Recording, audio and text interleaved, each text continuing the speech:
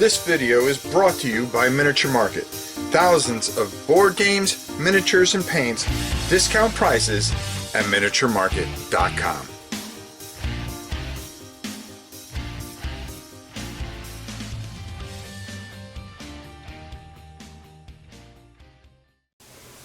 Hey everybody, it's your old pal Rob. I'm back. I just got my Marvel Zombie all-in thing, and I'm really pretty excited about it because I really kind of wanted to get to work on this and paint it up, because this is the closest thing that you're going to have to just kind of Marvel Zombicide.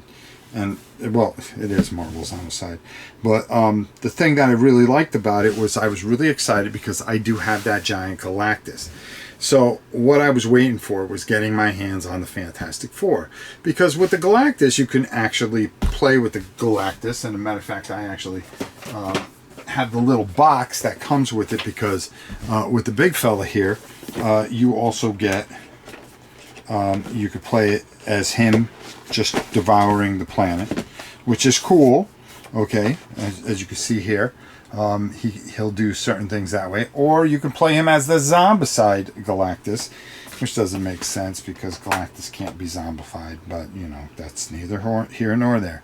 It comes with the Silver Surfer, and it comes with a Zombicide Silver Surfer. Now the power of Cosmic can be corrupted. Never understood the story. Thought it was okay, it was fun as an outside the box type of thing. But the reason I was so excited, first of all, when I got that, was I knew they were doing the Fantastic Four. Now, what does that mean? How do you not play Galactus versus the Fantastic Four? Tell me. Tell me how you don't do that. So when I looked at this, and I kind of got it, and what we're really talking about today is Fantastic Four Under Siege. Is I wanted to look in it and see what it came with, because usually it has a whole bunch of different villains, which kind of intrigued me because there were things that I was thinking I could do, especially from certain old issues. But let's go down, we'll take a quick look at what you get in the box, and I'll talk to you a little bit on the other side why I love this so much and why I was kind of a little bit disappointed too. Okay, now listen, I love CMON. It isn't their fault, so we're going to talk about this on the other side. Let's go down, check this out.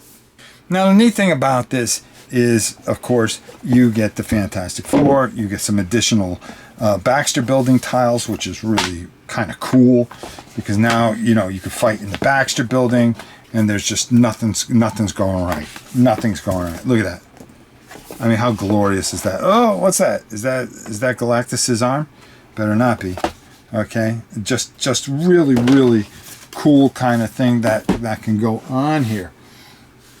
They're going to give you a rule summary, so how you use this Fantastic Four Under Siege, a whole thing about the large rooms, how you do that, and some of them are composed of multiple zones, LOS and so forth and so on, and all important things. And of course we're going to have some very cool missions in here that you are going to play through. A new world, which is interesting. Which one's this here? Reed's Virus. That's another one here. Some of the missions in zombie mode, and some of the missions in, of course, hero mode, because you can play both modes, which I really like, because if you're going to do this the right way. Now, of course, here, and I want to show this to you, is that you are going to get the Fantastic Four. Every time I open it up, I keep on forgetting to rip it all the way off. And of course, it gets stuck as usual. All right, here we go. So you're going to have these cards here. I'm sorry about this. A real simple fix. Okay, there we go. And of course, Alicia Masters. Okay, fine. But kind of showing you these things. I always leave that stupid tape on when I should I should rip it off because I figured, oh, it'll just stick back on and it'll come off easier this time. No, it doesn't. And you can see these are just absolutely beautiful and just screaming to be painted. The Thing on Yancey Street, of course, you got to love that. Herbie makes an appearance with the Invisible Girl, which is really kind of cool. If any of you remember the old 70s cartoon, Reed Richards in his laboratory,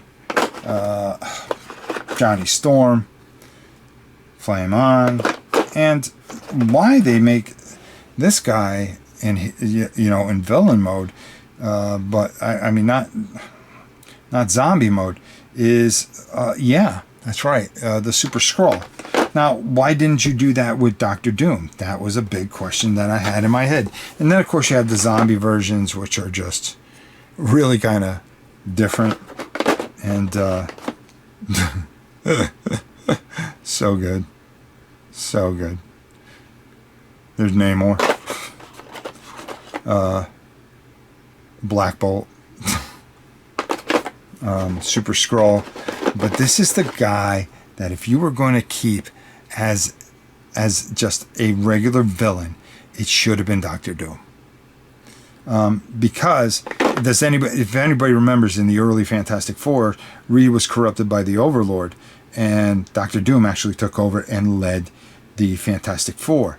I thought that would have been so cool to have Doctor Doom and the Fantastic Four, minus Reed, against Galactus.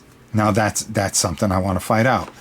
Here you have Evil Reed, Miss Harkness, and of course Alyssa Masters. Really nice set, beautiful miniatures, top notch.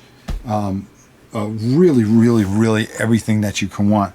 But let's go up top and talk a little bit about this, and I'll explain a little bit more. So, beautiful set. Beautiful beyond words. I think very well done. I like how you have all their main villains in there as zombies, so you can play the Fantastic Four versus the zombie versions of some of our favorite villains. I wish they put a Doctor Doom in there, not zombified. Like I said, only because that's such a critical thing. Is it'd be kind of neat to play a little game where you had Doctor Doom with the rest of Fantastic Four. Maybe you pretend Reed got zombified, and that they go to Doctor Doom for leadership. It makes its own story right there. Of all the villains, he should have been one that was unzombified as well as being zombified. The endless possibilities with this are just enormous, and this is just a fantastic set, done so well by Simon. I mean, they really knocked it out of the park. I can't wait to see what they do with Deceased. Like I said, just little nitpicky things, like with the Guardians of the Galaxy box. I won't even open it because I'm just so ticked off because they put Sam Alexander Nova in instead of Rich Rider. It should always be Rich Rider. I mean, in outer space, not this punk kid that just kind of came out of nowhere. I'm an old-time Nova fan, so I would love to see the original Nova in there because now you can do all kinds of stuff with them. Maybe you add them into the Guardians and things like that, the way it should be, the way it was in the comic books. I don't know. Remember Annihilation Wave and all that cool stuff? It would have been cool. But I think they've done an excellent job with this set. Overall, we'll be looking at it, we'll be painting it, we'll be doing a few things with this. This is just, it's everything. If you are a big Marvel fan, not of the same old adventures and the DC, the Disney Marvel universe, but a true comic fan, they have a little bit of everything here for you, and it really shines. And this is just a great, great, great set. So there you have it. A little look at the Fantastic Four Under Siege, as well as the Guardians of the Galaxy set and some of the expansions here. And especially if you have Galactus, the possibilities are endless with what you can do with this.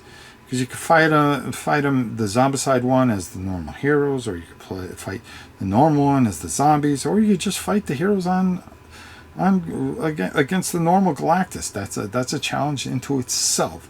Or you got Thanos, and I mean there's so many possibilities, and it just really, really shines. It's a great set, and just wait for the DC set. That's going to be sick. Until next time, it's your old pal Rob. We'll see you soon, everybody.